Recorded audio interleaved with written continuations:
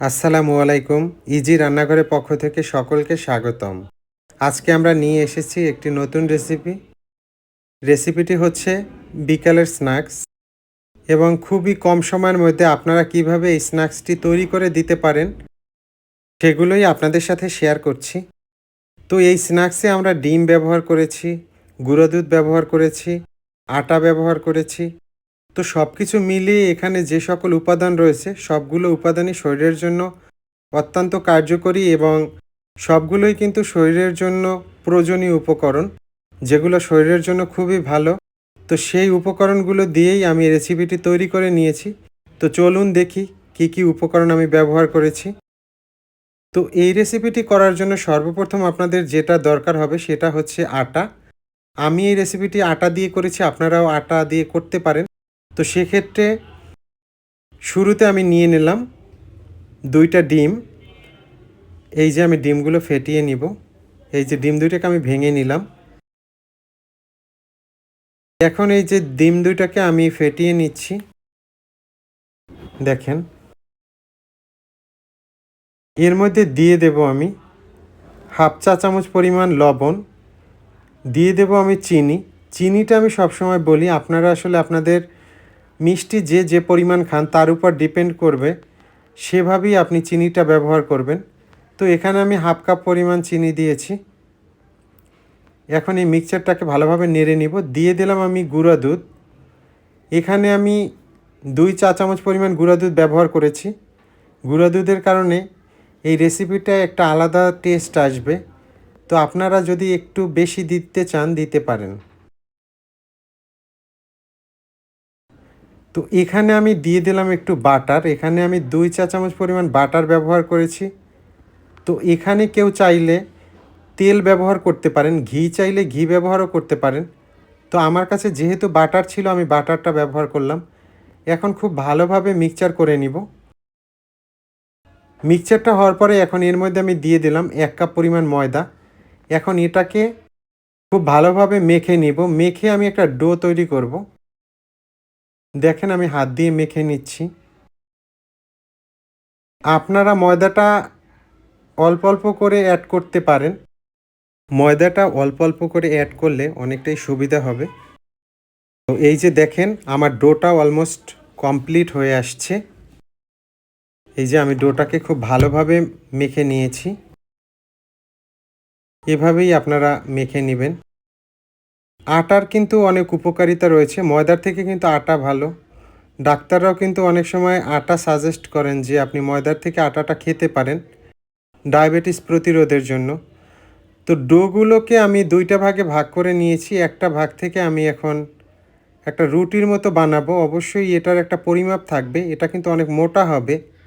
যেহেতু এটা দিয়েই আমি মূল স্ন্যাক্সটা তৈরি করব। তো দেখেন আমি একটা স্টিলের গ্লাস নিয়ে নিয়েছি। আপনাদের কারো কাছে যদি কাটার থাকে কাটার দিয়ে করবেন, অনেক ভালো হবে। দেখেন আমি কোন শেপে কেটে নিচ্ছি। এই যে দেখেন গ্লাস দিয়ে আমি একটা শেপ বানিয়ে নিয়েছি। এই শেপেই আমি কেটে নিব। যখন ওই পিঠাটা আমরা ভাজবো, আপনারা এখানে চাইলে নিজের ইচ্ছা মতো শেপ দিতে পারেন, নিজের ইচ্ছা মতোই কাটতে পারেন। তো কাটার রয়েছে বিভিন্ন ফুল সিস্টেমে কাটতে পারেন। তো ডিজাইন করা যে কাটারগুলো রয়েছে সেগুলো দিয়ে কাটলে অনেক ভালো হবে। তো আমার কাছে যেহেতু গ্লাস ছিল আমি এভাবেই কেটে নিব। এটা মূলত ভাজার পরে এমন একটা শেপ আসবে মনে হবে যে কলা যেরকম হয়, পাকা কলা সেরকমের দেখতে হয়, ভালো লাগে দেখতে। তো আমি আরেকটি রুটি বেলে নিচ্ছি। এটাকে দিয়েও আমি মূলত ওই সেমভাবেই কেটে নিব। তো আমি এটা কেটে নিচ্ছি। আটা কিন্তু ওজন কমাতে সহায়তা করে। ওজন কমানোর জন্য খাদ্য তালিকায় অবশ্যই আটা রাখতে হবে। কারণ রাতে যদি ভাতের পরিবর্তে আটা খান সেক্ষেত্রে কিন্তু অনেকটা, বিশেষ করে রুটি খেলে অনেকটা ওজন কমানোর জন্য সহযোগিতা করবে। এরপরে রোগ প্রতিরোধ ক্ষমতার জন্য আটা খাওয়া দরকার আছে। তো দেখেন আমি কয়েকটা এক্সট্রা ডিজাইন করে বানিয়ে নিলাম। তো এভাবে আপনারা ইজিলি করে নিতে পারেন। দেখেন এই যে আমাদের বানানো হয়ে গেল। তো চুলায় আমরা একটা প্যান বসিয়ে দিলাম, তাতে দিয়ে দিলাম সাদা তেল। এখন এই তেলে আমরা মূলত এই পিঠাগুলো ভেজে নিব। তো দেখেন আমি পিঠাগুলো দিয়ে দিচ্ছি তেলের মধ্যে। মিডিয়াম আঁচে আপনারা এটাকে ভেজে নেবেন। লাল আটা কিন্তু ত্বকের সুস্থতার জন্য অনেক কার্যকরী ভূমিকা পালন করে। লাল আটায় থাকা খাদ্য আর শরীর থেকে টনিক জাতীয় উপাদান বের করে দিয়ে ত্বক পরিষ্কার করতে সাহায্য করে, ফলে ত্বক সুস্থ এবং সুন্দর হয়। মানুষকে কর্মক্ষম রাখার জন্য কিন্তু আটার ভূমিকা অনেক। লাল আটায় রয়েছে প্রচুর শর্করা জাতীয় খাদ্য উপাদান, যা মানব শরীরকে কর্মক্ষম রাখতে সাহায্য করে। এই যে দেখেন, আমাদের পিঠা ভাজা শেষ এবং এটা ভাজার পরে দেখেন অত্যন্ত সুন্দর একটা কালার আসছে। আর আমি বলেছিলাম যে দেখতে অনেকটা কলার মতো, তো সেটাই দেখেন। আপনারা ইজিলি এটা করতে কিন্তু খুব বেশি সময়েরও দরকার নেই। খুবই শর্ট টাইমে আপনারা খুব সুন্দর একটা নাস্তা তৈরি করতে পারেন। অনেক সময় বাসায় বিকেলে চায়ের সাথে দিতে পারেন, বা গেস্ট চলে আসলো হঠাৎ করে, তো সেক্ষেত্রে দিতে পারেন। তো এই যে সব পিঠাগুলো ভাজা প্রায় শেষ। এই যে আমি এখন তুলে নিচ্ছি। অ্যান্টিবডি তৈরিতেও আটার প্রোটিন রয়েছে, যা দেহের রোগ সৃষ্টিকারী জীবাণুকে প্রতিরোধ করে, অ্যান্টিবডি হিসেবেও কাজ করে। আটার কিন্তু অনেক গুণাগুণ রয়েছে, সেভাবে আমাদেরকে ব্যবহার করতে জানতে হবে। আমার এই ভিডিওর ডিসক্রিপশনে আপনারা এই ভিডিওতে ব্যবহৃত সকল প্রকার উপকরণসমূহ পেয়ে যাবেন।